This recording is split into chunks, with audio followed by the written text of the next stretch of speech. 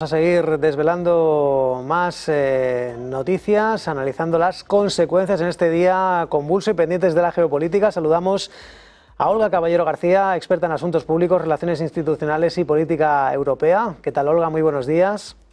¿Qué tal? Buenos días.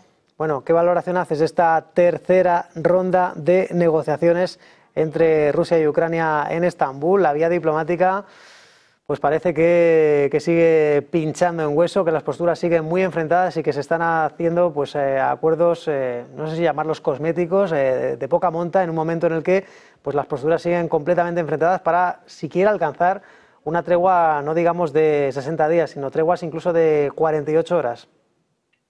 Sin lugar a dudas, al final lo que encontramos es un estancamiento absoluto en las negociaciones entre Rusia y Ucrania, que hemos analizado muchas veces que se deben a la falta de confianza mutua, no solo de Rusia hacia Ucrania, sino también de Rusia por parte de Occidente, ¿no? De la Unión Europea o de Europa como continente si incluimos a Reino Unido. Entonces, al final todas las negociaciones o mesas de negociaciones que vemos es simplemente un intercambio de prisioneros, algo que permite para poder continuar con la guerra como está ocurriendo, y sin duda alguna lo que vemos es estancamiento hasta que no se analicen realmente todos los puntos que Rusia ha puesto sobre la mesa. Rusia continúa ganando la guerra, continúa avanzando en el frente y por lo tanto no va a frenar ni va a aceptar un alto al fuego, a no ser que se vea obligado o que ahora mismo es muy difícil que alguien le obligue a poder aceptar eso, puesto que está ganando.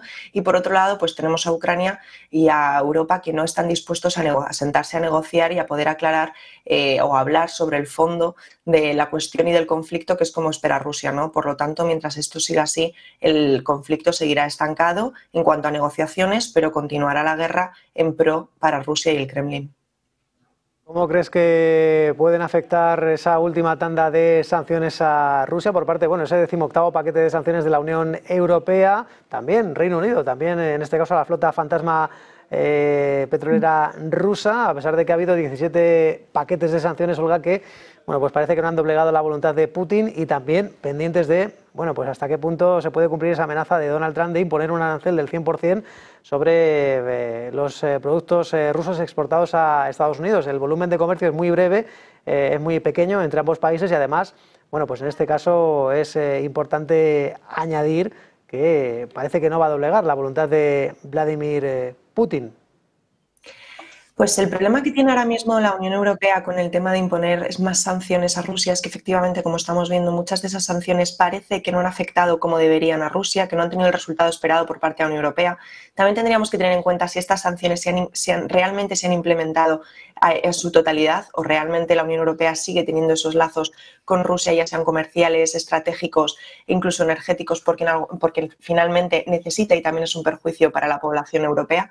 Pero por otro lado, algo que me parece esencial señalar es que el problema que hay ahora mismo entre la Unión Europea y, en este caso, Reino Unido, es que, como estamos hablando, incluso Estados Unidos, necesitan justificar un rearme. Necesitan justificar un rearme que se ha aprobado tanto por parte de la Unión Europea, recordemos, sin el apoyo del Parlamento Europeo, que lo ha aprobado Ursula von der Leyen con el artículo 122 del Tratado de Funcionamiento de la Unión Europea para evitar pues que el Parlamento Europeo pudiera tumbar ese aumento de presupuesto en rearme. Alemania está pidiendo un rearme, Francia está pidiendo un rearme, que son al final los dos líderes de los países que están por un liderazgo natural marcando el posicionamiento de Europa y de como continente y de la Unión Europea, porque recordemos que estos dos líderes se han reunido y han llegado a acuerdos con Reino Unido en el nuevo llamado eje E3, en el que afirman que su principal amenaza es Rusia y que como segundo acuerdo es que necesitan reducir la dependencia económica y militar de Donald Trump. Por lo tanto, lo que nos enfrentamos es que Europa como continente necesita continuar con el relato de que Putin es peligroso, de que Putin es una amenaza para Europa, por eso continuamos con este tipo de sanciones y por otro lado lo que estamos es justificando con ese relato un rearme para que la población europea, nosotros entendamos que es necesario que Europa tenga una mayor estratégica y autonomía estratégica, tanto militar como defensiva o tecnológica. Cosas que previamente a esta guerra y a este conflicto creo que todo el mundo en la Unión Europea era consciente de que Europa nunca ha sido una potencia internacional en el tema de hard politics, en la política dura, en nivel militar, en nivel defensivo, y que a Europa le faltaba competitividad tanto a nivel tecnológico como en otras circunstancias, ¿no? Como nos encontramos con el informe de Draghi y el informe Letta. Por lo tanto, una cosa cosa es que Europa necesite tener una autonomía estratégica, en la que creo que todos estamos de acuerdo, y otra cosa es cómo se está tratando de conseguir esa autonomía estratégica. Al final se imponen sanciones a Rusia y se continúan las sanciones sin conseguir una mesa de negociación real, sin poder sentarte a negociar o por lo menos a plantear los temas que Rusia te está proponiendo desde el inicio para que puedas negociar y solucionar un conflicto, y lo que haces es identificar un enemigo para la población para justificar tus medidas de rearme actualmente, tanto para Estados Unidos, que varía un poco el tiro según le beneficia, como para la Unión Europea y, por supuesto, para la OTAN. Y Olga, las negociaciones comerciales también son hard politics, lo digo porque, bueno, pues Ursula von der Leyen, pues parece que siempre con cierta perplejidad, hasta incluso cierto buenismo podríamos decir, pues dice el mundo ha cambiado, nos enfrentamos a un panorama incierto, guerras cibernéticas, aranceles, guerras y en definitiva, pues, bueno, pues parece que no saben por dónde les vienen. Aquí parece que está preparando una ofensiva importante. ¿La guerra comercial, cómo la está llevando a cabo la Unión Europea con Estados Unidos? Pues mira, en primer lugar, entre la guerra comercial me gustaría remarcar algo, y es que en el tema comercial, efectivamente, que tiene las competencias es la Comisión Europea, con Ursula von der Leyen al frente, y sin embargo ya hemos visto cómo ayer se reunieron de nuevo Macron y Merz para decidir cuál será la posición de la Unión Europea frente a la guerra comercial con Estados Unidos. Es verdad que son dos países, como decíamos, que tienen un liderazgo natural y que Alemania se verá afectado por estos aranceles, presuntos aranceles que quiere poner Donald Trump a partir de agosto, ya que recordemos que Alemania es el tercer país que más exporta en el mundo y el primero de la Unión Europea, y el año pasado el país que más exportó fue a Estados Unidos. Pero a pesar de esto tenemos otros países, como puede ser Irlanda dentro de la Unión Europea, que se verán todavía más afectados. Y los aranceles, recordemos que las medidas y las políticas económicas afectan a toda la Unión Europea, no solo a un Estado miembro. Por lo tanto, aquí está también otra vez de nuevo la crítica de cómo se deciden las cosas en la Unión Europea, si es Francia y Alemania quienes están marcando las negociaciones. Dentro de estas negociaciones hay dos posiciones, aunque yo creo que en la reunión de ayer salieron reforzadas.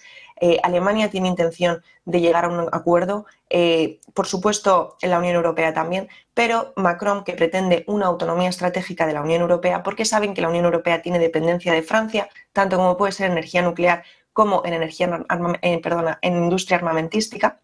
Lo que pretenden es también tener la capacidad y la amenaza, incluso la utilización llevada a un momento dado, de la utilización del sistema anticoercitivo de la Unión Europea, que es un sistema en el que cuando la Comisión determina que se le han puesto ciertas medidas, sanciones, aranceles, medidas económicas injustas a la Unión Europea, puede responder de forma proporcional a esas medidas, ¿no? Y yo creo que es lo que ahora mismo están construyendo. La Unión Europea se encuentra frente a un Donald Trump que es absolutamente variable, que no sabes hacia dónde va a ir, y esto además lo tenemos hoy en la cumbre que hay entre la Unión Europea y China. Los aranceles y la amenaza de Donald Trump a la Unión Europea lo que han hecho es forzar a la Unión Europea a restablecer sus relaciones diplomáticas con China. Si la Unión Europea tiene un problema comercial con Estados Unidos, abrirá su mercado hacia Asia.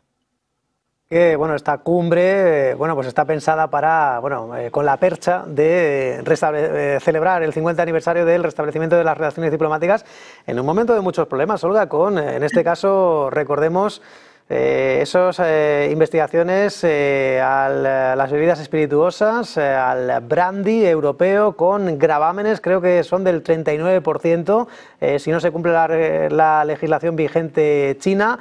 Momento de muchas asperezas. Ayer tuvimos esa cita en Japón. Bueno, pues parece que han acordado que seguirán acordando pasos comerciales, pero sin concretar nada más.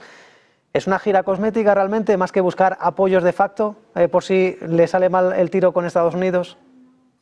Sin duda alguna, las relaciones que hay actualmente entre China y la Unión Europea son extremadamente tensas, por dos motivos. La Unión Europea es verdad que está tratando de buscar esa autonomía estratégica en un sistema internacional que cada vez es más polarizado, pero que se niegan a aceptar tanto la Unión Europea como Estados Unidos que este sistema cada vez es más polarizado, que tenemos nuevas potencias en las que tenemos que llegar a acuerdos con ellas para poder, digamos, subsistir, seguir construyendo el ajedrez, el sistema, el tablero del sistema internacional, disculpa, y poder continuar con estas negociaciones. ¿Qué ocurre? Se niegan a entender que estamos en un mundo multipolar, que ya no son dos bloques únicos, y lo que está ocurriendo es que las medidas de Donald Trump, tan variables cada día, ahora mismo impulsan a la Unión Europea a tratar de llegar a acuerdos con China, por lo menos a restablecer sus negociaciones y sus relaciones diplomáticas que estaban profundamente tensionadas. Recordemos que hace no mucho, cuando la Unión Europea promocionaba el uso del vehículo eléctrico. En el momento en el que China fue el mayor importador para la Unión Europea de vehículos eléctricos, la Unión Europea pretendió poner muchísimos aranceles a estos vehículos en perjuicio del comercio chino, ¿no? Por lo tanto, porque se convertía en una amenaza comercial. Por lo tanto, lo que ocurre ahora mismo es que estas relaciones diplomáticas es simplemente para buscar un equilibrio. El sistema internacional es anárquico, no hay unas leyes, no hay unas normas escritas, porque aunque las haya, se ha demostrado que puedes hacer lo que quieras y que es en función de fuerza y poder como tienes que ganarte tu respeto internacional.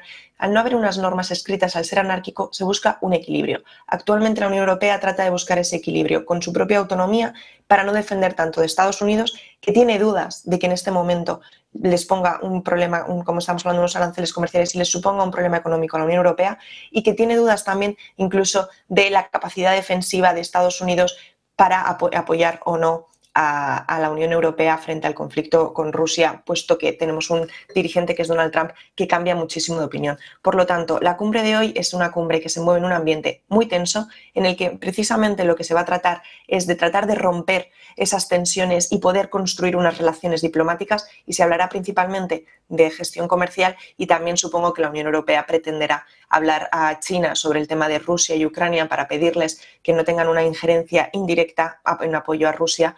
Pero como decimos, sabemos perfectamente que China siempre se planta y centra el mensaje en que no son ellos los responsables de lo que está ocurriendo en las puertas de Europa. Por lo tanto, esperemos que esta cumbre, que estas relaciones diplomáticas tengan un fin de por lo menos mantener un equilibrio y una estructura para que la Unión Europea pueda jugar en uno u otro bando según las necesidades comerciales que tenga en ese momento.